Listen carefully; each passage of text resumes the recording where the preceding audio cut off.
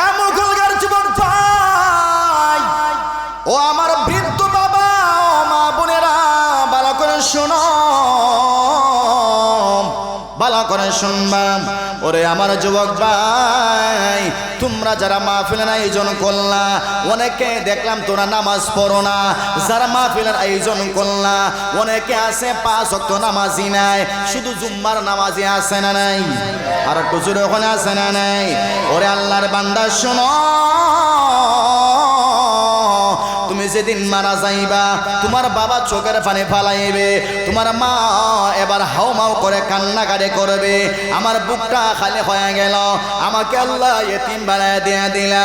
তুমি যেদিন মারা যাইবে রে বান্দা, তোমার বন্ধু বান্ধব কেউ তোমার পাশে থাকবে না। ডানে তোমার মা, বামে তোমার বাবা, তোমার সন্তান আদি তোমার সামনে দাঁড়াইয়া চোখের পানি ফালাইবে, শুধু আব্বা আব্বা বলে চোখের পানি ফেলায়। কিন্তু কিছু করার নাই, কোনো কিছু করার নাই, কোনো কিছুই তুমি করতে পারবা না, কোনো কিছুই তোমার সাহস যোগাইবে না। তখন তোমাকে ঠান্ডা পানি দিয়া গোসল দিবে না। এ মুসলমান যুবক, আজরাইল এমন ভাবে তোমাকে আক্রমণ করবে, নামাজ না পড়ার কারণে, রোজা না রাখার কারণে, নবীর সুন্নত না মানার কারণে, আল্লাহর বিধান মতো তোমার জিন্দেগি না চালানোর কারণে আজরাইল মালাকুল মউত এমন ভাবে তোমাকে আক্রমণ করবে, তোমাকে বড়ই পাথার গরম পানি দিয়ে যখন গোসল দেওয়াইবে, তুমি তোমার আত্মীয়স্বজনকে ডেকে বলবে, এ আমার বড় ভাই, ভালো করে শুনবা, আমাকে কি পানি দিয়া তুমি গোসল দিয়েছো, আমার শরীরে ব্যথা লাগে রে ভাই, আমাকে একটু ঠান্ডা পানি দিয়ে গোসল দেওয়াও, ঠান্ডা পানি দিয়া আমাকে গোসল দেওয়াও। চিৎকার করিয়া করিয়া তুমি এরকম কথা বলবা, তোমার বাবাই শুনবে না, তোমার মাই শুনবে না, তোমার বড় ভাই শুনবে না, কারণ শোনার কোনো যোগ্যতা নেই, শোনার কোনো ক্ষমতা নাই। শুনবেন একমাত্র কে?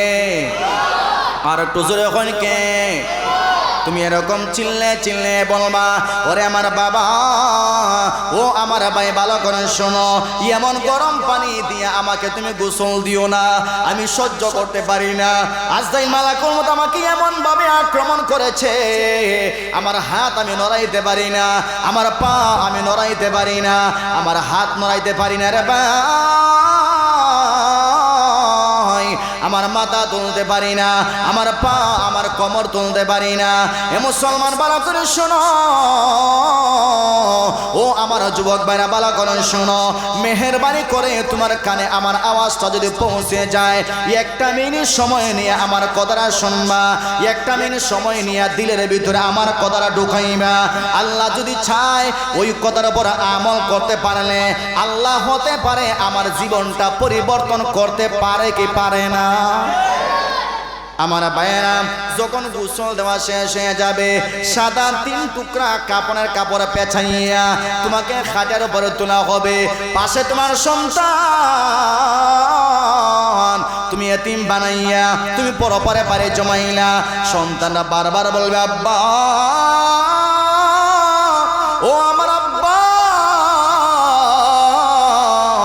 আমাকে এতিম বানায় চলে গেলা, এখন বলো না আমাদের দেখাশোনা কে করবে, এখন বলো না গো আব্বা, আমার লেখাপড়ার দায়িত্ব কে নিবে, আমার পোশাক পরানোর দায়িত্ব কে নিবে, রাত্রে বেলার আমাদের খানা নাই, ওই খানা আমাদের কে জোগাড় করে দেবে? ও আমার আব্বা, তুমি একা চলে গেলা, আমাদের ভরণ পোষণ কে নিবে? সন্তানগুলো এরকম চিল্লায় চিল্লাইয়া গলা কাটা মুরগির মতো কানবে। বিবি আবার চোখের পানি একটা করে খুনায়, শুধু চোখের পানি ফেলায়, আর বিবি শুধু ওই চিন্তা করে, আমার স্বামী থাকতে আমার সমাজে কত দাম ছিল, আমার কত মূল্য ছিল, এবার আমার স্বামী নাই, আবার মানুষের কাছে হাত পাততে হবে, বড় ভাইয়ের কাছে যাইতে হবে, বড় বোনের কাছে যাইতে হবে, যায় কে যায় না? কত জোরে এখন যায় কে যায় না? বিবি আবার নীরবে নীরবে চোখের পানি ফেলায় আর বারবার আল্লাহর কাছে মাফি চায়, ও আমার আল্লাহ, এখন আমাকে তুমি সবর দিয়ে দাও, আমাকে তুমি সবর দিয়ে দাও, আর আমার স্বামীর কবরটাকে তুমি জান্নাতের বাগান বানাইয়া দাও। সুবহানাল্লাহ। তুমি তো একা একা শুনে যাইনেছো। তোমাকে যখন কবরে রাখা হবে, ওরে যুবক, আজকে তুমি আল্লাহকে চিনো না, আল্লাহর কোরআনকে তুমি চিনো না, উলামায়ে কেরামকে তুমি চিনলে না, তাফসীর মাহফিলকে চিনলে না। ওরে আমার ব্যবসায়ী ভাই, আজকে তুমি নবীর কোরআনকে চিনলে না। এ মুসলমান, ভালো করে শোনো, এমন একটা সময় আসবে যেই সময় আল্লাহর কোরআনকে চিনলে কোনো ফায়দা হবে না, উলামায়ে কেরামকে চিনলে কোনো ফায়দা হবে না, আলিম উলামাকে চিনলে কোনো ফায়দা হবে না, আল্লাহকে চিনলে কোনো ফায়দা হবে না। কারণ আল্লাহকে চিনার জায়গা হলো দুনিয়া, আল্লাহর কালাম চিনার জায়গা হলো দুনিয়া, কবর চিনার জায়গা হলো দুনিয়া, কবর চিনার জায়গা হলো দুনিয়া, জান্নাত চিনার জায়গা হলো দুনিয়া, আল্লাহর কালাম আল্লাহর কোরআন চিনার জায়গা হলো দুনিয়া। কথা জেনে বলেন ঠিক কিনা? তোমার আত্মীয় স্বজন যখন তোমাকে খাটের উপরে তুলিয়া যখন নিয়ে যাওয়া হবে, ভাই তোমার বড় ভাই চোখের পানি ফালাইবে। কারণ বড় ভাইয়ের সঙ্গে একসাথে তুমি খেয়েছো, একসাথে খেলাধুলা করেছো, একসাথে তুমি প্লেটের মধ্যে খাবার খেয়েছো।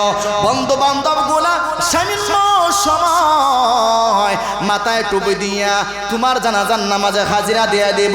ওরে আমার যুবক ভাইয়েরা শুনো, আজকে যে বন্ধুর কারণে আল্লাহকে বলে গেলা, বন্ধুর কারণে মসজিদ বলে গেলা, বন্ধুর কারণে ওয়াজ মাহফিল বলে গেলা, ব্যবসার কারণে নামাজ বলে গেলা, ব্যবসার কারণে আল্লাহকে বলে গেলা, ব্যবসার কারণে আল্লাহর কোরআন বলে গেলা, ব্যবসার কারণে আল্লাহর ওয়াজ বলে গেলা। এমন একটা সময় আসবে রে যুবক ভাই, যেই সময় তোমার হাতে পাওয়া যাবে না, ব্যবসা করার সময় পাইবে না। কারণ তুমি টাকা গোনার যোগ্যতা তোমার কাছে নাই, মাল দেওয়ার সামর্থ্য তোমার কাছে নাই, ঘর থেকে হাঁটিয়া হাঁটিয়া বাজারে যাওয়ার যোগ্যতা তোমার কাছে নাই। ঠিক কিনা? এই সময় থাকবো নি? কথা জোরে, এমন সময় থাকবো না? না, ওই সময় থাকবে না। আমার বাইরা যখন খাটের উপরে লইয়া তোমাকে যাওয়া হবে কবরের সামনে, কের সামনে? জোরে এখন, কের সামনে? কবর আমাদের সামনে আছে না নাই?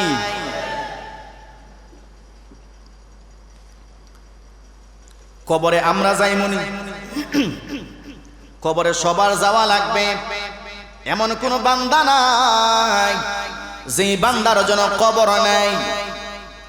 মুসলমান ভাই, খাটিয়ার উপরে তুমি যখন সাদা 3 টুকরা কাপড় দিয়ে মুসার মাইরা বইয়া রইছ, তোমাকে পেঁচাইয়া যখন লইয়া যাওয়া হইতেছে, তুমি এবার চিল্লাইয়া চিল্লাইয়া তুমি ডাকিয়া ডাকিয়া বলো, ওরে আমার ভাই, আমাকে তুমি কোথায় নিয়ে যাও?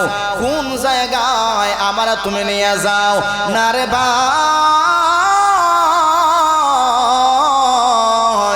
এমন জায়গায় আমার নিয়ে যাইও না যেই জায়গায় গেলে আমার বাবারে ভাইতাম না, যেই জায়গায় গেলে আমার মারে ভাইতাম না, যেই জায়গায় গেলে আমার সন্তান পাওয়া যাবে না, যেই জায়গায় গেলে আমার বন্ধু পাওয়া যাবে না, যেই জায়গায় গেলে আমার বাজার পাওয়া যাবে না। ওরে আমার ভাই শোনো, এমন জায়গায় আমার তোমরা নিয়ে যাইও না যেই জায়গায় গেলে আরামের বিছানা পাওয়া যাবে না, যেই জায়গায় গেলে এরকম ফ্যানের বাতাস পাওয়া যাবে না, যেই জায়গায় গেলে এরকম বড় বড় লাইট পাওয়া যাবে না। পাওয়া যাবে? কথা জুড়ে না পাওয়া যাবে? এরকম মুর্দা মানুষ ডাকিয়া ডাকিয়া বলবে, ওরে আমার ভাই, না না, এরকম অন্ধকার করে আমার একা একা রাখে আসিও না। যেই ঘরের ভিতরে আমার আত্মীয় স্বজন কেউ নাই, এই দুনিয়ায় থাকতে সবাইকে আমি পেয়েছি, কবরে গেলে কাউরে পাইতাম না, কবরে কেউ আমার সাহায্যের জন্য আগায় আসবে না। আগায় আইবনি? কথা শুনে কই না রে বান্দা, না, এই কবরে কেউ তোমার সাহায্যের জন্য আগায় আসবে না, এই কবরে তোমাকে কেউ সাহায্য করবে না। অন্ধকার কবরে একমাত্র তোমার সাহায্যকারী কে? আর একটু শুনে বলেন কে?